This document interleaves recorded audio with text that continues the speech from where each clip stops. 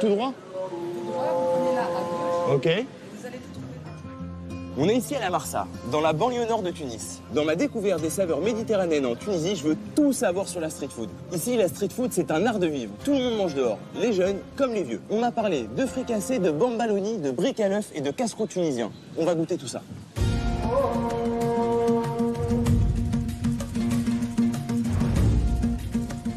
Oh là là.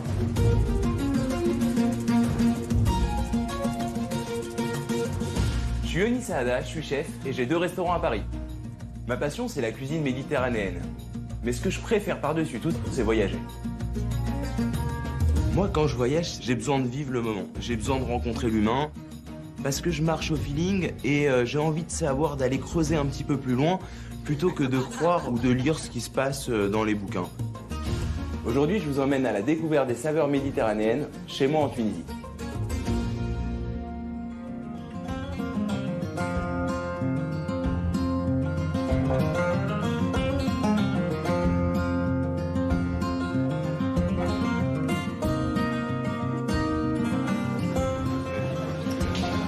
Ça va, messieurs? Dites-moi, je cherche... Je peux m'asseoir un peu? Je cherche le meilleur fricassé de la Tunisie. Où est-ce qu'on le trouve? Sous les arcades. Toi, t'es pas d'accord? Ah, c'est lui qui fait les meilleurs? Attends, qui c'est qui a le meilleur ventre? Celui qui mange le mieux, c'est celui chez lequel je vais aller. C'est toi qui as le meilleur? Merci beaucoup. Bye. Là, je l'ai trouvé. Bonjour. Ah, merci. Je peux avoir un petit fricassé? Oui, bien sûr. Ah. C'est toi, Mustapha? Oui. Enchanté, Mustapha. Ouais, merci. Comment ça va? Sois bienvenu. Depuis 1969, l'ami Mustapha régale toute la Marsa de ses fricassés et casse-croûtes tunisiens. 52 ans d'expérience, il doit être magnifique ce fricassé-là. Et là, c'est le moment magique. On se prend une bombe aromatique quand on met le premier croc. Il y a une douceur du beignet. Là, il est farci avec du thon, des pommes de terre, de l'œuf. Il m'a mis des petits citrons au sel. Ça fait maison, ça, non? Ouais. Non, ça se voit, il est bon. Mais Harissa, elle est un peu liquide, donc elle va amener une liaison dans tout le produit. C'est extraordinaire. C'est lui qui m'apprend à le faire. Entrez. C'est vrai? Oui. Oh là là, tu me fais plaisir.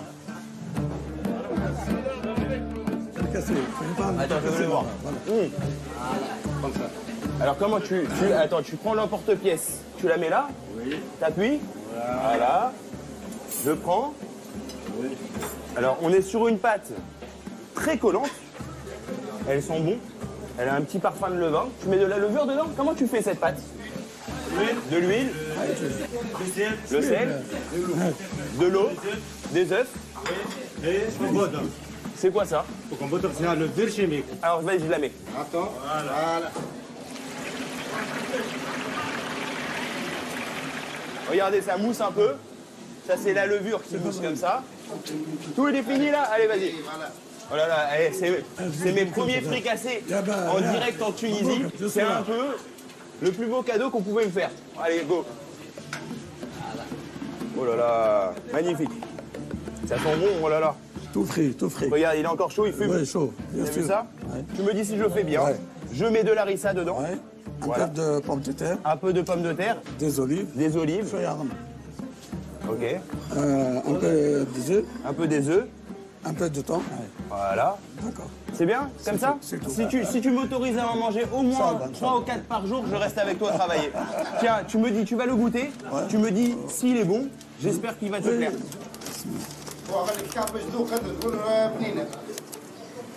C'est très délicieux. C'est délicieux? Ouais. Attends, je goûte quand même. C'est incroyable, hein. Donc on m'a dit aussi que tu faisais des casse-croûtes tunisiens. Ouais. J'aimerais beaucoup en goûter un, mais qu'est-ce que c'est la différence entre un casse-croûte tunisien et un fricassé alors? Le fricassé, il prépare avec de l'huile. Avec de l'huile, d'accord. Mais le pain dans le four. Dans le donc four. en fait, Ouais. c'est à peu près la même chose, sauf que le fricassé, c'est un beignet, Ouais. et que le casse-croûte tunisien, donc c'est un pain. Franchement, si tu peux m'en faire un, je serai honoré D'accord, par le patron. Je suis comme un enfant. C'est extraordinaire. Un peu de thon. Ah, oui, du thon, ouais, bien sûr. Donc tu mets des petites tomates, c'est taillé petit, hein, magnifique. Hein. Voilà, là, quelle rapidité. Ah, on sent qu'il y a du métier. Hein. Bien sûr. Bien sûr. Les petits piments, le thon. Magnifique. Harissa, Harissa. et bon appétit. Ah, attends. Allez, je repars avec mon casse-croûte. En France, on part avec la baguette sous le coude. Ici, on part avec le casse-croûte tunisien. C'est fabuleux, gars. Ah, merci. Ah, Merci. Taïch, ah, merci beaucoup. merci, ah, Vraiment. au revoir. Merci à la Merci, Marsa. merci. Allez.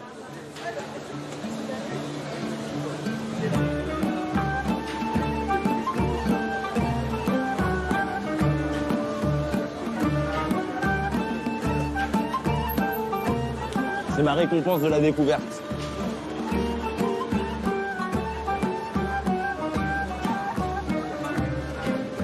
Oh, madame, bonjour. Vous venez le marché? Ah, magnifique. Allez, j'y vais. J'ai l'impression que j'ai enfin trouvé le marché de la Marsa. Venez avec moi, on va découvrir tout ça.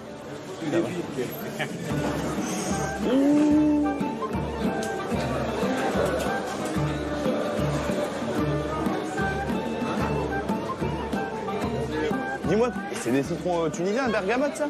Bergamote, oui. Oh là là! Quel rêve! Et ça, tu le manges comme ça, tu sais que... Comme un orange, comme des clémentines. Ça, tu sais que nous, en France, on mange jamais un citron comme une clémentine. Hein. Parce qu'il est très sucré. Même la peau, on le met dans l'eau. Elle donne du parfum dans l'eau. En fait, on a l'impression qu'on a une orange au goût de citron. C'est très très doux. Et j'en ai jamais goûté des comme ça. Je vais lui demander quand même d'où ils viennent. Ça aussi, ça vient de Bizerte? Du Cap, bon. Alors, qu'est-ce que tu as d'autre comme spécialité là que je pourrais cuisiner?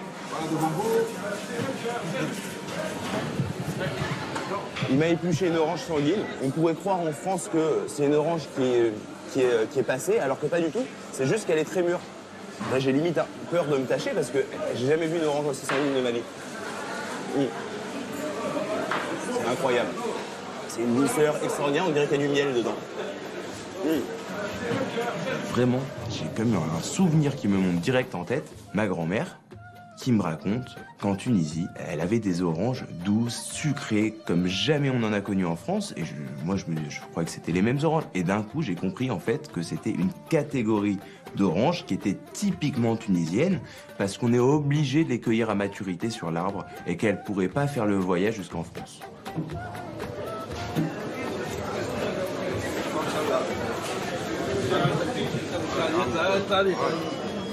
Je peux avec le doigt?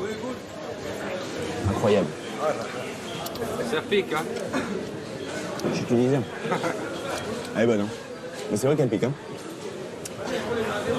C'est un professionnel. Mais j'ai vu. Parce que tout ce qu'il fait, il le fait par ses origines qui sont des origines du Gabon. Donc il est d'origine du Gabon. Et on fait la harissa. On fait l'harissa. Et il les fait chez lui à la maison. Il y a deux genres d'harissa. L'harissa avec des piments rouges qui sont séchés au soleil. Et ça, c'est le top. C'est ceux-là, là. C'est ceux-là. Et il y en a d'autres qui les font dans des fours pour qu'ils deviennent rouges. Alors, ils sont très fans. Ils sont fans. Et c'est un big boss. C'est un big boss. Un big boss. C'est assez incroyable, j'ai jamais vu autant de piments séchés. Et là, il y a un parfum incroyable. Pourtant, c'est séché, on pourrait croire que ça sent rien. Mais là, ça sent le soleil, en fait. Vous les tressez frais et ensuite vous les faites sécher au soleil. Et donc là, on va devoir les réhydrater pour faire la harissa. Je vais t'en prendre un peu, je craque. Très bien. Merci beaucoup. Elle a l'air super. Merci beaucoup.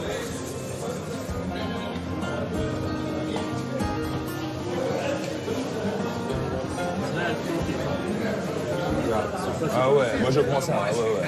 Ah, mets-moi comme ça. Oh là là. Ah, ça fait du bien au cœur, ça. Hein? Ça fait du bien à tout le corps. C'est mieux que les médicaments pharmaciens. Hein? Comment on va faire? Moi j'ai envie de tout acheter ici. Allez, vas-y, je le prends. Ici, les produits sont tellement frais, on travaille tellement sur un circuit court qu'on est capable de manger un artichaut cru comme ça. C'est incroyable, j'ai l'impression qu'il est cuit en fait. Tellement il est bon, il est frais. Allez, merci à tous. Merci à vous. Ciao. Moi, en France, je suis toujours à la recherche du produit de qualité qui a tout le temps mûri au maximum sur l'arbre. Et ma quête, c'est de trouver le meilleur produit. Ici, en fait, c'est pas une quête, c'est une évidence. J'ai complètement craqué au marché. Ça m'a donné une faim de loup. J'ai envie de manger une brique. Et on m'a dit que le roi du brick, c'était Morsène à la Goulette. Alors, venez avec moi, direction la Goulette.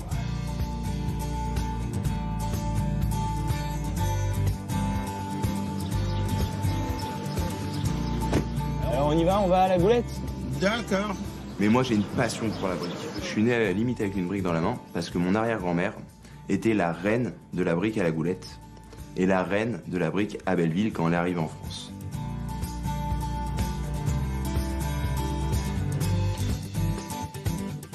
On va chez Morsène. Chez Morsène. En fait, j'ai envie de manger une brique à l'œuf. D'accord. Et dis-moi, c'est quoi ton kiff, toi, au niveau de la cuisine de rue? Et les briques à l'œuf sont les champions. C'est les champions? C'est les champions. Il y a du thon, il y a du capre, Il y a du des persil. olives, il y a des persils.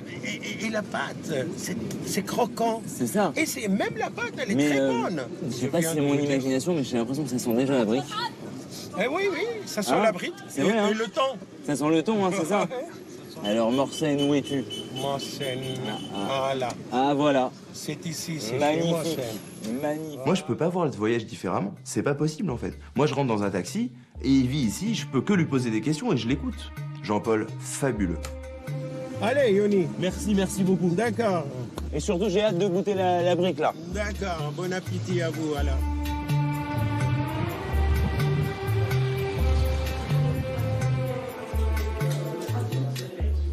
Bonjour. Bonjour, monsieur. Je suis chez Morsène, hein, pour les briques. Oui, bien sûr. Magnifique. Enchanté. Bonjour. Morsène est une figure emblématique de la Goulette. Il règne sur la brique depuis plus de 50 ans. J'ai envie de dire, vive Morsène, le roi de brique. J'arrive chez Morsène, et là, je le vois en train de faire sa brique, et là, c'est magique. Ah, tu Et les vous- tales très fines. Très fine. Ouh là là. Ah ouais. Il faudrait mettre du thon. Du thon. Ah, mais tu les tales très fines, hein, Oui, quand même, hein. bien sûr. Comme les feuilles de briques. Ça, c'est cela, quoi? Ça, c'est des oignons? oignons et persil. Oignons, Bouillis. persil. Bouilli. Bouillis. Oignons, persil, l'œuf. Le... Et vous voyez comment ça se passe. Prenez le bout de la farine sur le pouce. Et tu la tiens. Tu la tiens comme ça. Après, sur le feu. Magnifique. Wow, elle souffle. C'est une spécialité juive. Ah bon? Ah bon, de la Goulette. De la Goulette. Uniquement que la Goulette. Et tu sais que ma grand-mère, elle est juive de la Goulette. Ouais. En fait, mon arrière-grand-mère, c'était un petit peu la Morsène au féminin, quoi. C'est comme ça que je peux le dire. Goûtez, allez-y. Non, moi, je veux voir l'œuf. Alors ça, tu vois, c'est un peu à la recherche du trésor perdu. Regarde. Et là, on voit les 40 ans d'expérience. Et alors moi, je fais comme ça. Tu vois, je prends là, je casse. Ah, tu peux essayer, hein. Moi, ce que j'aime dans la brique, c'est ce croustillant. Je trouve ça tellement régressif. C'est du Mozart. Alors, chez Morsène, je découvre un croustillant que je ne connais pas. Parce que Morsène travaille dans l'ensemble croustillant et laisse un tout petit cœur avec l'œuf. Bah, on est en fait dans une énorme chips avec un goût de brique qui est incroyable. Extraordinaire. C'est le roi de briques, c'est normal. C'est le roi du brick, c'est normal. Franchement, tu portes très bien ton nom. Et j'avoue, j'ai qu'une envie, c'est de passer derrière le comptoir. Donc je lui demande et j'y vais. Ah ouais. Ah ouais. Elle s'étale bien, hein. Elle non, est belle. Hein. non. Alors là, je fais comme ça. Non. Je la retourne. Tu la retournes Ah voilà. et tu le poses comme ça. Ok. Ouais. Et là, je reprends. Ah ouais, t'as vu, mais moi, elle fait des plis. Hein. Toi, elle est parfaite. Hein. De toute façon, elle est bien comme ça. Elle est bien comme ça Ouais, tu laisses. Ok. Donc, Alors, tu la prends. je la prends. Ouais. Je la... Et tu étales. Et je l'étale. Tu écartes un peu. Voilà. Omele. Voilà. Ensuite, je prends un peu de thon. Ouais. Je la mets là, le thon, là. Ouais. Voilà, comme ça. Un peu d'oignon et persil. Si. Voilà. Hop. Tu la sens bien, hein? Ouais. Allez, vas-y, allez, je casse l'œuf. Allez, là. Hop. Alors, je casse mon œuf. Ouais. C'est parfait. C'est parfait, là? Ouais. Alors, là, je prends ici. Ouais, regarde, l'œuf, il part un peu sur le côté, quand même. Non, mais c'est toi qui commandes. Ah, c'est moi qui commande l'œuf? Ouais. Voilà, j'appuie un peu. Ouais. Je mets mon pouce. Oui, ok. Hop. Hop, elle est... Il est sorti. Alors on a fait la brique sans œuf, hein, écoute. Regarde, hop. Et voilà. T'as vu? Peut-être c'est un nouveau concept, tu peux essayer de le mettre à la carte. Ouais. Hein? Tu crois que ça peut marcher ou pas? Tu m'as tellement appris de choses aujourd'hui que j'aimerais quand même te faire goûter quelque chose. Chez nous, on fait un sandwich qui ressemble un peu au casse-croûte tunisien, et qu'on appelle le pain bagna. Et ça, je vais t'en faire un, comme ça, tu mangeras aussi mon pain bagna. Ok. Allez.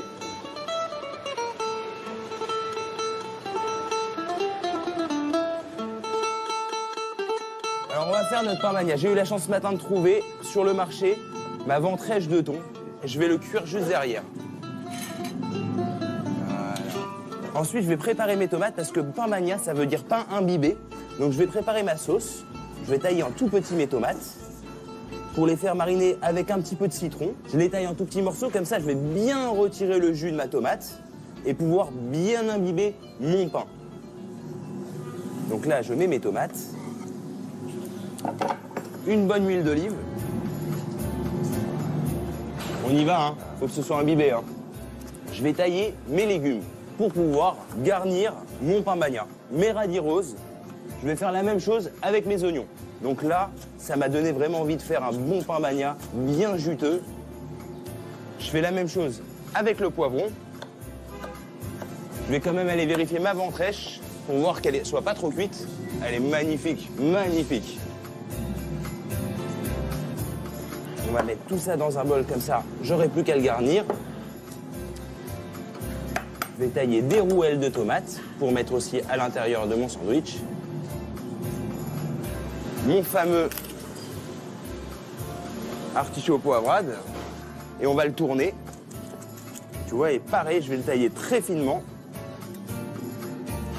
Alors, on est sur un jeune artichaut, c'est la première pousse. Donc, ces artichauts-là, on peut les manger crus. Ils sont super, avec un tout petit peu de jus de citron, c'est magnifique. On va prendre ce pain-là. Il est beau, pas? Oui, il est beau. Je le taille en deux.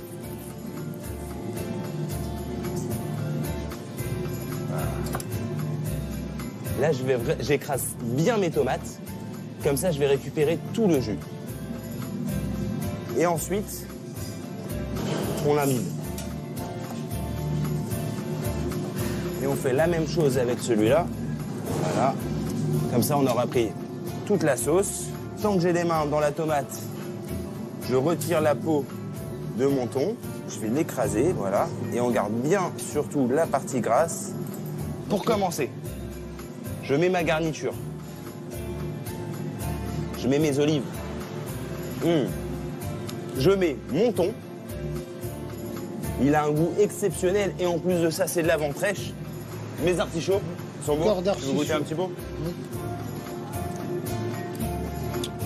Ah, ils sont tunisiens, c'est pour Bio. ça. Bio tunisien. Mes tomates. Et surtout, je vais mettre beaucoup de basilic. On met un petit peu d'assaisonnement. Évidemment, une petite dernière touche d'huile d'olive. Hein? On est en Méditerranée, qu'est-ce que t'en penses? Hop là. On n'a plus qu'à le fermer. J'espère que ça va te plaire. Hein. Parce que comme tu m'as tellement fait kiffer avec la brique, que j'espère que je vais faire honneur à la Tunisie. Merci. Voilà. Super. Le pain tunisien et les légumes tunisiens. Dans la recette Méditerranéenne. Bravo. Morsen, Ouais. je vais devoir y aller. J'ai tellement de choses à découvrir en Tunisie. Je suis obligé de te laisser. Merci. Et je reviens très vite te voir.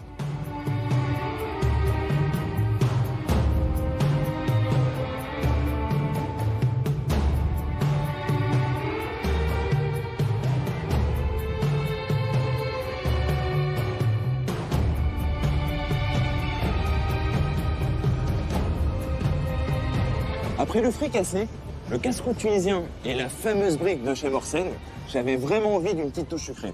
Je suis ici à Sidi Bou Saïd, un petit village sur une falaise qui surplombe Carthage. C'est vraiment magnifique, c'est tout bleu et blanc. Et on m'a parlé d'une spécialité street food, le gambaloni. Un petit beignet tout sucré, j'ai vraiment envie de goûter. On va aller voir ça. C'est magnifique. On a un panoramique sur la mer Méditerranée. Tout est bleu et blanc. Ça sent déjà le beignet, ça me donne très faim. Je suis sûr que ça va être une tuerie.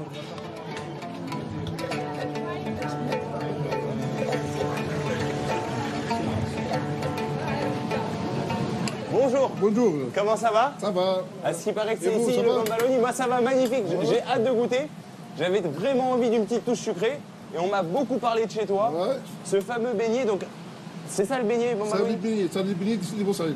Ils ont vraiment une manière de frire les choses ici en street food incroyable. On est dans le monoproduit et c'est ce qui fait aussi la beauté de la Méditerranée. C'est quand on sait faire quelque chose, on essaie de le faire à la perfection sur un seul produit. Mais en tout cas, ça sent bon. J'ai vraiment hâte de goûter. Moi, je le veux bien gros, bien beau. Hein. J'ai très faim. Hein. Ah, ok. Je suis très gourmand, attention. Hein. Waouh. Ah, et ça souffle, c'est incroyable. C'est magnifique. Ah. Oh. Oh là là. Oh là là. C'est incroyablement léger. On pourrait croire que c'est huileux, mais ça l'est pas du tout. Là, on est dans un produit exceptionnel. Le fameux Bombaloni de Sidi Bou Saïd. Je vous conseille de vous déplacer pour goûter ça. C'est un gros moment de vie. Bon appétit. Le temps, il s'est arrêté. Ah, c'est magnifique. De père en fils, hein. De père en fils. Grand-père. Ton grand-père? Oui, ouais. 1932. 1932. Eh ben, il y a une raison. Le Bombaloni, c'est toi, les beignets. Quand on fait ça depuis plus de 60 ans, c'est pour ça qu'on a eu un produit de qualité. C'est exceptionnel. C'est à vous. Allez, magnifique. On y va.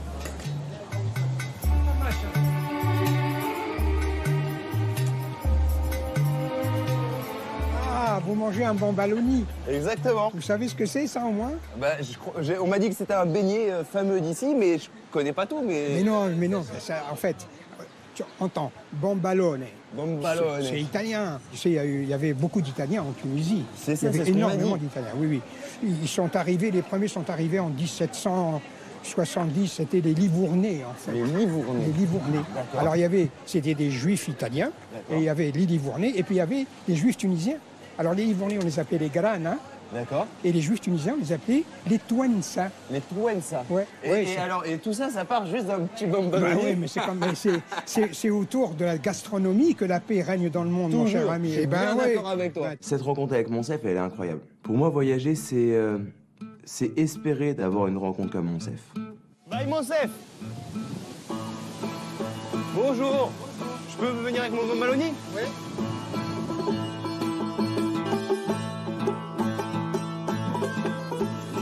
Quelle vache. Bah, on parle tout le temps de street food, mais c'est vrai qu'ici, j'ai eu vraiment l'impression de vivre une cuisine de rue. Là, on ne sait pas, on doit manger vite fait, on a envie de manger quelque chose de spécial, qu'on ne peut pas manger autre part que dans la rue, en tout cas selon leur vision, et maintenant, selon ma vision. Manger un fricassé avec une table, avec une nappe, ça, c'est pas possible, ça. Faut le vivre, faut rencontrer celui qui le fait, faut avoir le parfum, faut avoir le soleil, faut avoir tout ça, et le minaret, il y a l'appel de la prière d'un coup. Enfin, on sent vraiment qu'on est dans le pays, il se passe quelque chose, quoi. Et être cuisinier, c'est pas seulement donner des conseils, c'est aussi savoir recevoir les conseils. Et c'est ça, être vraiment ouvert à la cuisine, c'est savoir capter, écouter et prendre le conseil de celui qui fait ça tous les jours. On a le monoproduit dans le sang et on veut juste faire parfaitement ce monoproduit. Et en Tunisie, c'est ça, c'est la Méditerranée. Quand on fait un Bombaloni, on fait que un Bombaloni. Quand on fait un fricassé ou un casse-roux tunisien, ça va ensemble parce que c'est les mêmes garnitures, on ne fait que ça. Et c'est pour ça que tous ces gens-là le font à la perfection. Mon voyage en Tunisie ne s'arrête pas là. On va découvrir encore plein de belles choses. Alors on se revoit très très vite.